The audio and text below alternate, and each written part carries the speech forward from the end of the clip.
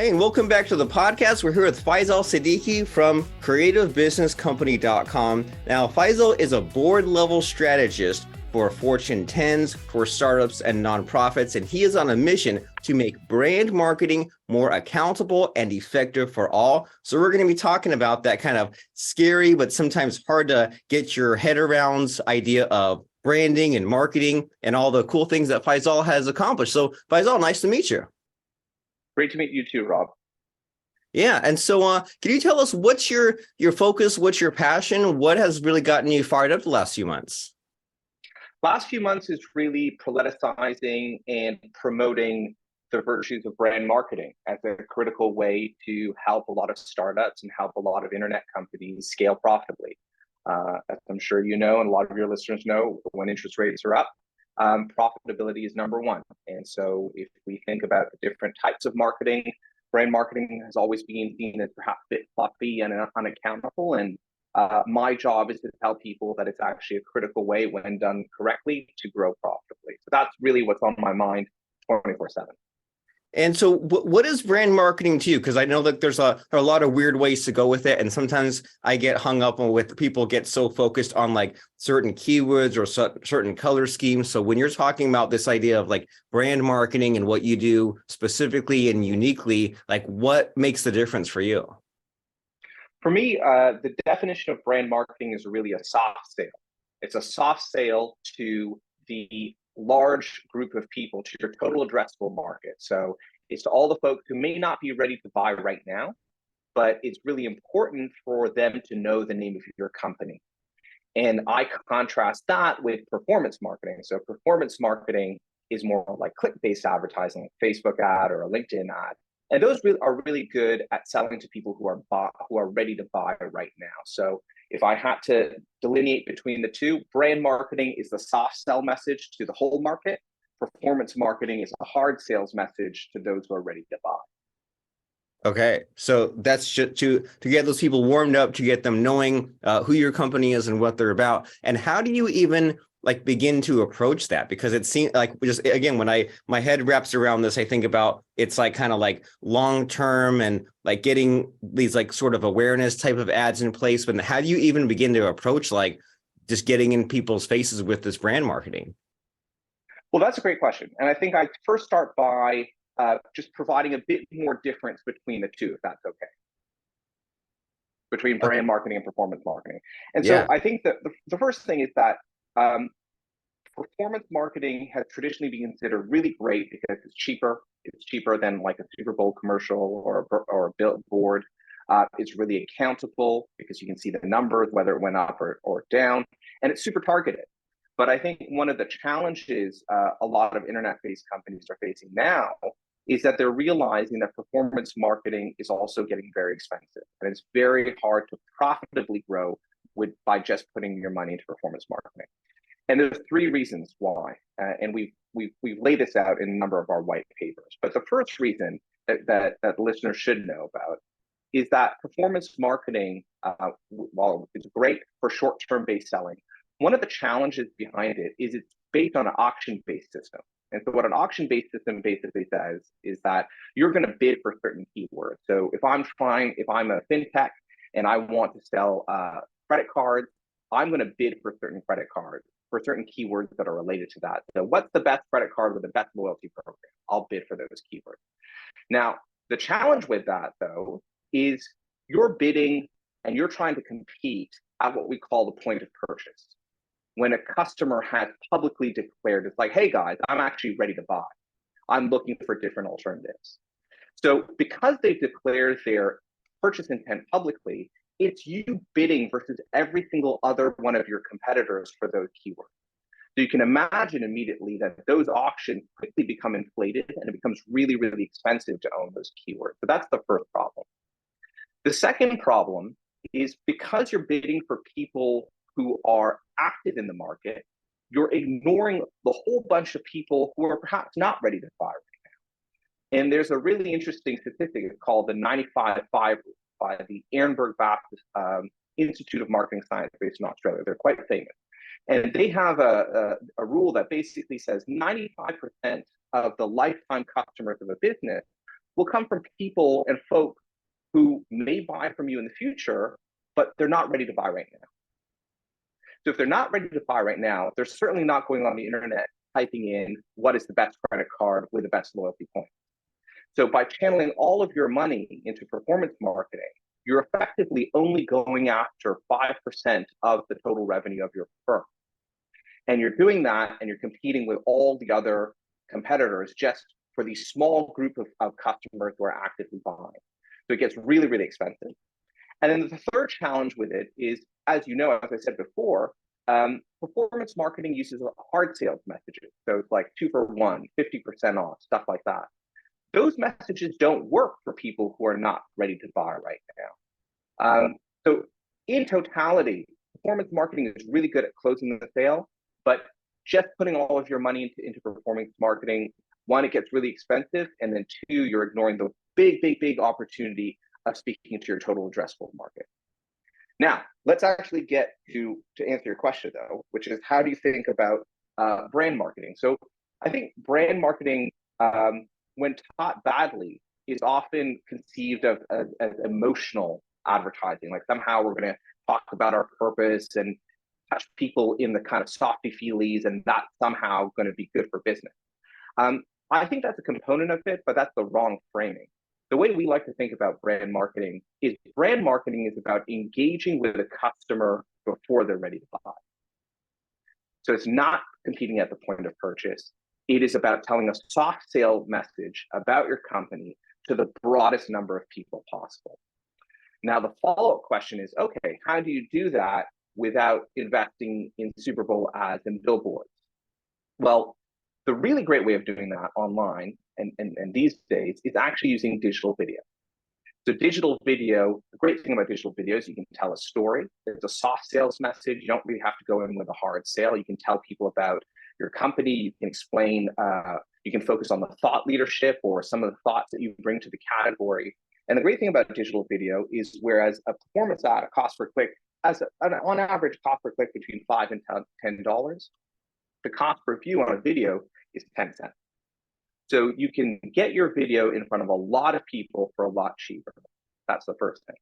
The second thing about digital video, and we share this in one of the frameworks that we have at creativebusinesscompany.com. It's called the 245 framework, which is you can take a digital video and you can take a long video, like a 60-second video, and then you can chop that up into smaller little bumpers, what we call bumpers. So those are 15-second videos. So you can really make the most of your investment by going on set once and just build in one video where from that video you get a long ad, but then you get a whole bunch of smaller posts that you can use and you can post on your own social networks at a more regular cadence. So from our perspective, that's the best way to do brand marketing. And then finally, on the targeting side, instead of targeting those ads to specific keywords, you want to target them to people within a specific category. So say, for example, if I'm doing brand marketing on LinkedIn and I want to, as an agency, I want to get in front of marketers, well, I'll choose the different industries that I'm targeting. I'm not going for specific keywords like CMO looking for an agency. I'm looking for the broad keywords that are more related to what category they are in. Fantastic. Well, that was a lot, but that was good. And so what you're saying is this whole idea of performance marketing, it seems like it's like making it really hard on yourself, right? With the competing for the desperate buyers and the coupon seekers. And, you mentioned this idea of owning keywords. And it's like, are you really owning the keywords if you're having to always like fight for your position, always trying to put the money into it? And it makes a lot more sense, or at least it seems like a more logical approach there to kind of go for the more like low-hanging fruit and warm people up, right? And to kind of get this awareness out there, get the videos out there, kind of like get this traffic, get this list and warm them up. And so you mentioned this this 245 framework because the logical and the thought process is, okay, you're saying I need to make these like 60-second videos and cut up these videos. And then the thought process is, well, what are the hooks, right? What are the ideas? What are the topics of the videos? So can you kind of explain that a little bit? If someone says, okay, like I'm sold on this idea of the brand marketing, I know that I should be making these like videos and targeting more of like a category instead of keywords, but then what next? Like, what sort of videos should a company or a brand be looking into? That's a great question. So I'll answer that in B2C and B2B. So in the B2B category, Google did a great study on what are the key drivers of purchase for business to business buyers. And the top driver of purchase is any brand that offers a unique insight about their category. Get the client to think about their job or their industry in a different way. So at the top level for brand marketing, especially within a B2B context, it would really be about bringing new insights and innovation and thoughts innovations to the category. So how can you teach the market something new? So, and I'll bring a specific example about that. So our firm, we publish white papers, and then we turn those white papers into videos, and those videos about the white papers are actually our version of brand marketing. Well, cool. So okay, so you're mentioning here that you work with these industries and you create these different things, and we've been dancing around like different like niches and different types of companies, and it's always fun to just jump in and hear an exact story about what you've accomplished, right? Hear about a company that you helped out where they came to you and they were in position A and you worked your magic and then you moved them over to position B. So do you have anything like concrete and specific to talk about in that category, like a fun sort of success story, case study about the amazing things that you and your company have done? Absolutely. So I've got two. One is about Morningstar. So Morningstar is a financial services rating firm. So anyone who's invests and knows about the stars that accompany different stocks and equities, that's Morningstar. I'll tell you guys a little story about that. But before that, I'm going to tell you a story about a small charity. I wanted to start small, and then we can go to the big guy. So this is a small charity. It's based in Canada. And what they do is they focus on a whole bunch of domestic problems like homelessness, food, and shelter. Now, traditionally for most charities, a lot of fundraising happens during Christmas time. You can imagine that's when people are feeling quite philanthropic. Now, what you wouldn't really know about that, what I didn't really know about this category, is it is the perfect example of performance marketing gone awry. So come Christmas time, every single charity is bidding for keywords for those donations. So immediately what you have is exactly what I talked about, which is everyone's going for the same keywords. Feed the homeless, it's Christmas time, so on and so forth. And that becomes a very, very, very expensive game to play. So the way we help this charity was we said, let's not play that game. We can have a bit of performance marketing during December, but why don't we start in November? Why don't we start in November and do broad-based videos just about the spirit of giving? Let's do that in November. And anyone who watches those videos then get retargeted in the month of December. So in effect, what we did was we competed in the less competitive time of November using videos which were 10 cents, not $10 a click. And anyone who watched those videos became a warm lead, which we retargeted later in December for a lot cheaper. And just using that format unlocked a huge, huge, huge number of benefits for our clients. So I've written it down here because it's very specific, but we increased e-commerce revenue 388%. We doubled the number of donors. The donation value went up 51%, and our return on ad spend, which is often called ROAS, has gone up 580%. And that case study is on creativebusinesscompany.com, and it actually won a strategy ROI award. So that's one example. The second example is we're working with Morningstar. So Morningstar, as a financial services ratings firm, they produce a lot of research on different funds and different mutual funds. Like what should you consider when looking at this mutual fund or that mutual fund? What are certain themes within the category? That research tends to be delivered in a very dense PDF, which is about 24 pages. That's kind of hard to read and is not perhaps the most intuitive way to distribute something in the 21st century. But we're taking that same concept of let's not try to force feed down your content down people's throat. Rather, let's take those research reports, turn those into that's our version of brand marketing. So almost kind of like, like a Vox video for mobile or a Vice kind of 60-second video on a certain topic. And that's exactly what we're doing with Morningstar. We're turning all of those research reports into video content And the result is we're going to bring down the cost for them to acquire a lead. So the same principle you can apply both in smaller firms and larger firms.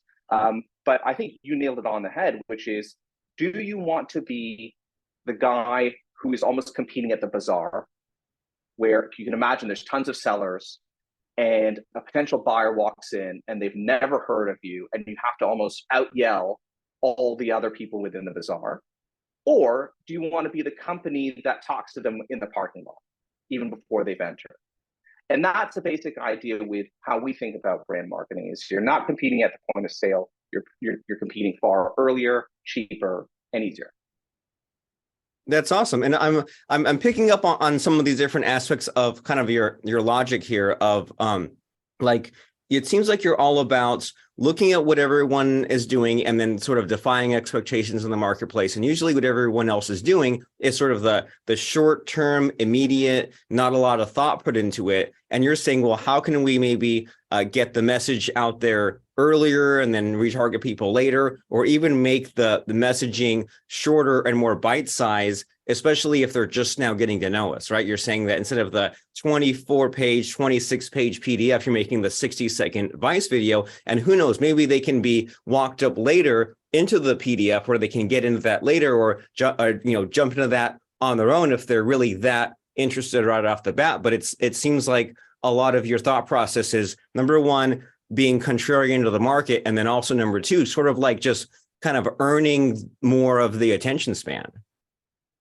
I think you nailed it. It's we've all gone to conferences in our lifetimes where you're trying to get the attention of a potential client or meet a potential client at a conference. Those are incredibly competitive environments within which to stand out. And what we're basically saying is, the analogy is like, you want to talk to them before that. That's the first thing. And the second thing is, just like in real life, when you meet someone for the first time, don't try to sell them something. Be a bit more pleasant. Go in with a softer sale. Add some value. Tell them something interesting. So it's exactly that. It's try not to be where everyone else is, and then also just put yourself in their shoes and adapt your message to the appropriate time in the funnel and in the buying journey. And when you're trying, the name of the game when you're trying to intercept people a lot earlier is, we're not trying to sell, we're trying to add value, and above all, we're trying to be friendly. And do you see any areas where companies can mess this up? I mean, I'm sure there's a lot of ways, but like, even just by thinking about what you're saying, like I could see somebody saying, okay, well, I watch this podcast and I'm just going to go and like make a ton of videos and give them all sorts of information and get stuck in the friend zone. Or I'm sure that maybe some of these companies, maybe you've seen that they get really heavy on the brand marketing and then there's nothing on the other side. But like, I mean, what's your opinion on that? Like, where do you think companies are really just dropping the ball with this whole thing? Another good question. So I think you need to do both. So yes, you do brand marketing, but you need to just make sure that your sales process and your lead capture is buttoned down tight. So I'll give you a specific example. If someone watches a video for one of our white papers, they click on it, they go to our website, you better believe that we've gated the report, and you have to give us your email to get the report. Now that we have your email, you're on our retargeting list, and we use that to nurture. Or, for example, right next to the kind of download the report button, there could be a button saying, hey, if you actually want to have a free strategy session to discuss some of the things in our white paper, book that right away. So you need to make sure that it's not just creating general interest, but when you capture that interest, you have to have mechanisms in place to be able to store their information and act on that intent, and not just let a lot of that investment dissipate and seep through the holes, if you will.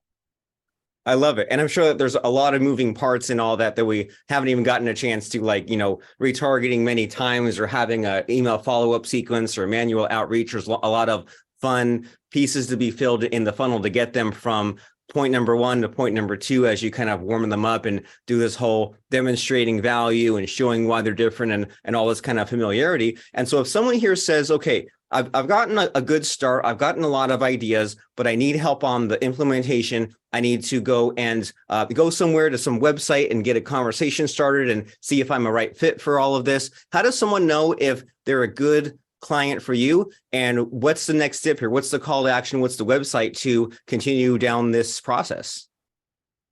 I think we work best with clients who are very kind of performance driven, and they've tried out some things and they've reached, I wouldn't say a plateau, but they've had some initial success, but they really want to push a lot of this kind of lead gen and demand generation. That's one step further. So I think that generally is the kind of zone where we're most helpful to a lot of potential clients.